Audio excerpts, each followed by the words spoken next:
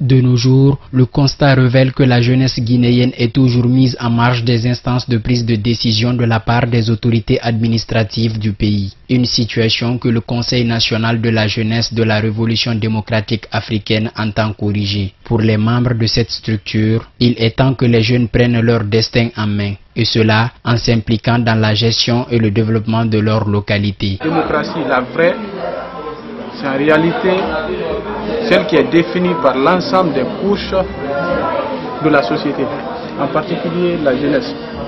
Parce qu'on ne peut pas comprendre que dans un pays comme la Guinée, où la quasi-majorité de la population est jeune, que les jeunes soient complètement écartés dans les phases de prise de décision et d'exécution des lois.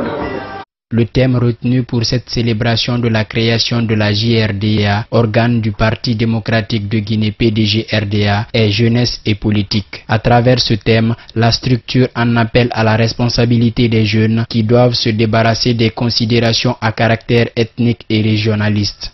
C'est pour cela que nous avons fait le choix de ce thème, à travers lequel nous appelons une fois de plus les jeunes à se départir, à bannir de leur rang l'ethnocentrisme, le régionalisme, parce que ce sont des choses qui sont provoquées par des hommes avides de pouvoir et qui n'ont qu'un programme politique pour amadouer davantage, pour diviser la jeunesse, pour mieux la diriger de façon la plus subjective que possible. La formation, la conscientisation de la couche juvénile s'avère l'une des priorités du Conseil national de la jeunesse de la Révolution démocratique africaine. Selon son président, la faiblesse du niveau de l'éducation est due à la mauvaise politique politicienne où les acteurs privilégient leurs intérêts au détriment des citoyens.